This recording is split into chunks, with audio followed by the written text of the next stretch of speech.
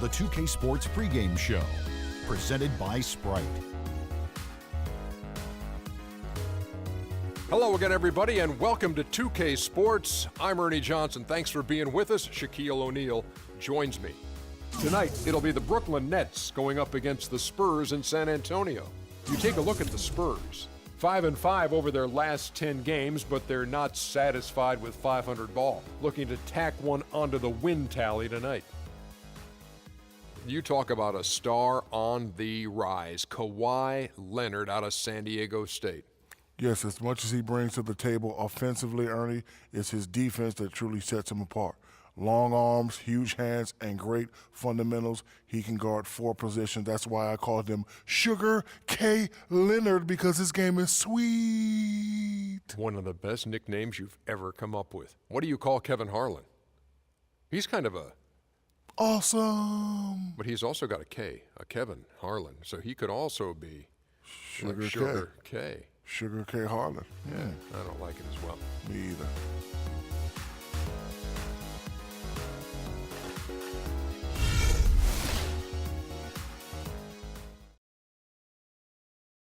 Wait till you're announced.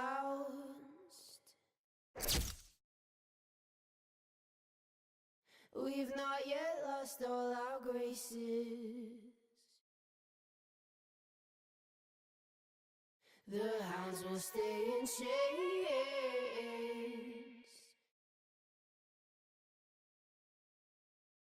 Look upon your greatness and she'll send the call out, send the call out, send the call out.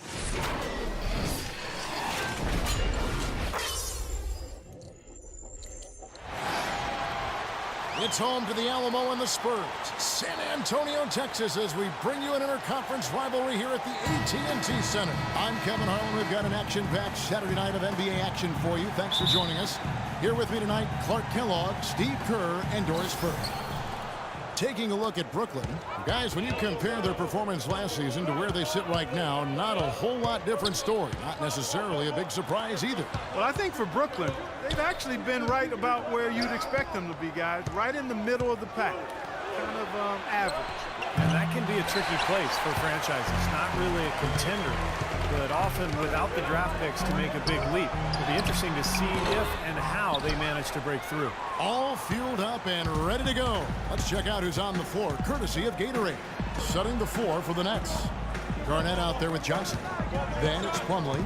Then it's Jarrett Jack. And it's Bogdanovich in at the 2. Garnett dishes to Jack. Here's the 3. Can't get it to go. Now San Antonio takes it the other way.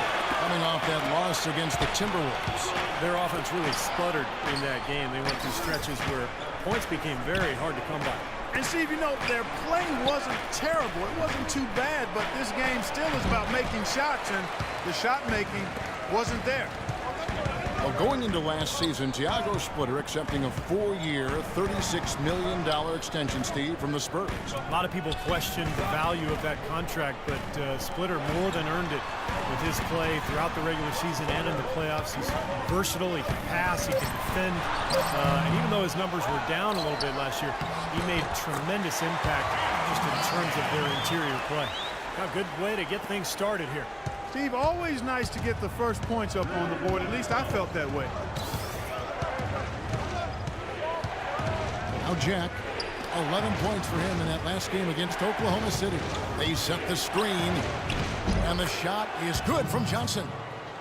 And Splitter clearly, when you look at him offensively, is not a floor spacer. He's a guy who's going to finish inside. He's going to set solid screens. Even though he plays close to the basket, his field goal percentage dropped by almost 10%.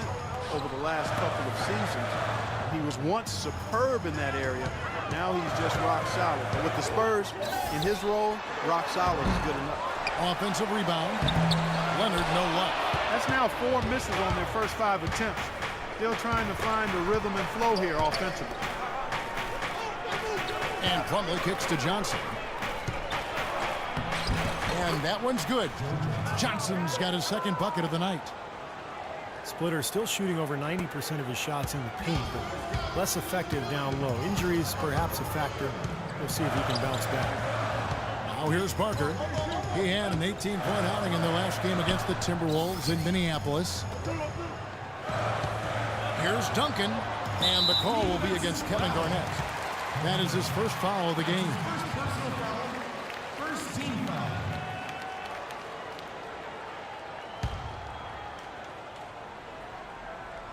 Here is Splitter. 8 points his last outing.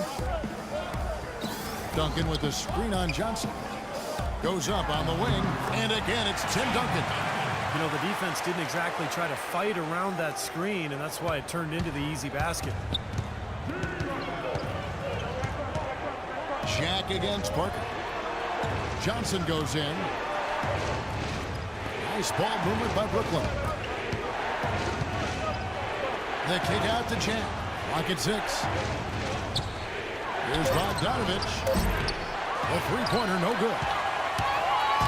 Last game for Brooklyn, they picked up the W against the Thunder. And Kevin, that was an outstanding win. To get it the way they did in overtime made it that much sweeter, I think. I agree, and I think most people probably thought that once they couldn't win it in regulation, that they had missed their best shot and overtime wasn't going to go their way. But give them credit for pulling it out. Nets have gone 2 of 6 from the field. Jack passes to Johnson. Johnson double teamed. Shot by Jack. Wide open. Here's Plumlee. Rebound San Antonio. Here's Leonard. And it's good on the assist by Parker. Very high quality shot. Can't get enough of those. Brooklyn trailing. And here is Johnson. He picked up 24 points in the last one against Oklahoma City. You know what was great, too, Kevin, was the way he balanced getting his own shots and making plays for others.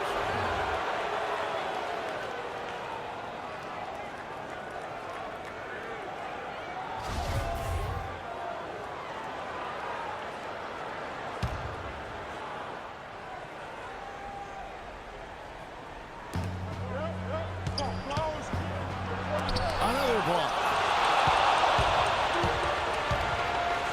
Parker with it. No scoring yet from him, but that's likely to change. It's Ginobili on the wing. Passes it to Parker. 6 on the shot clock. It's Splitter atop the key. Shoots from 12. Misses off the left iron. Spurs head coach Greg Popovich, last season's coach of the year, one of only 3 coaches to win that award 3 times. He's also a 5-time NBA champion as a head coach and really has been the model for consistency and excellence as a head coach, as a leader of his team in San Antonio. They've won 50 games, 15 consecutive years now, and clearly players are a big part of that, but his leadership and his ability to relate to his team and to get them to be a team is something that will send him right to the Hall of Fame, and he's eligible. Now here's Ginobili, averaging 13 points a contest. Parker, a screen on Johnson. Leonard dishes to Parker. That's short off the rim. Most of the time, that shot will go down. Boy, the defenders have to make sure they tag it. Shaq with it, picked up by Ginobili. And here's Johnson outside, and the rebound goes to Duncan. He certainly didn't take advantage of the poor defense, but they can't count on him to continue missing. No, that's for sure, because this guy's too good of a shooter to miss that look consistently. Now here's Ginobili. Ginobili left side. Jack against Parker. And it's sent back by Garnett. Now here is Jack. He's had some playing time, but no scoring yet from him. The putback, and it's slammed in by Garnett. Was there any doubt what he was going to do with that putback? Flush it down. Oh, that's some energy we just witnessed right there. And that's the kind of energy you need on the offensive glass. That's the only way to get it done.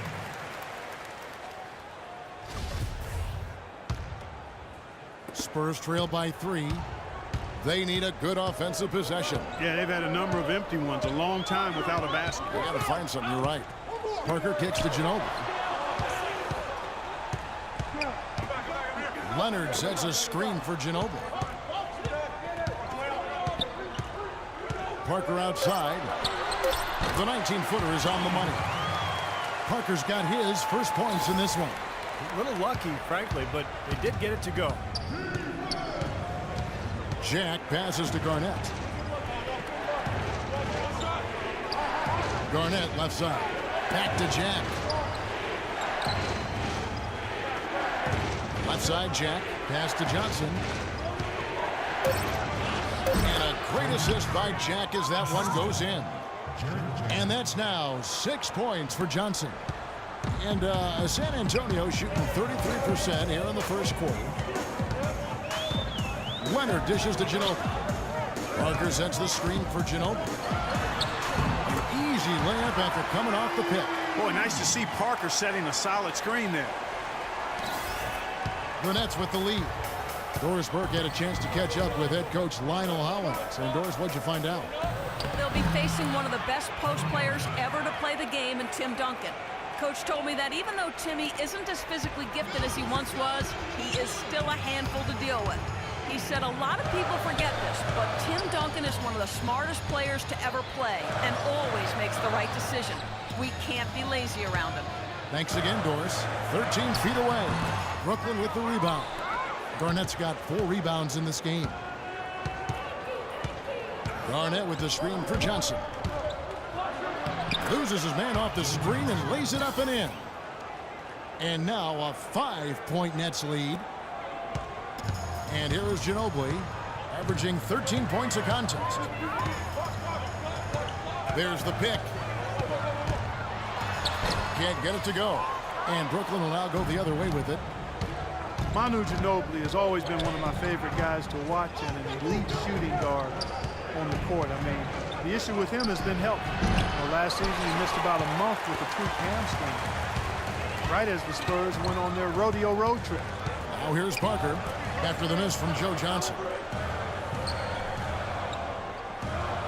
Outside Leonard. Kicks to Ginobili. Parker with it. Now Jack defending. Plumlee with the rebound. Plumlee's got rebound number 8 here tonight in the game. And Ginobili, guys, clearly focused on trying to stay healthy. The last couple of off seasons, Steve, he's bowed out of international play. Well, it's smart. I mean, he's got so much mileage on his body, and it's more important for him to spend his summers just working on his body, staying healthy, strengthening those areas that he needs. And it's always tricky, though, to say no to your home country when they ask you to play on the national team. A nice shot by Bogdanovic. San Antonio calls timeout.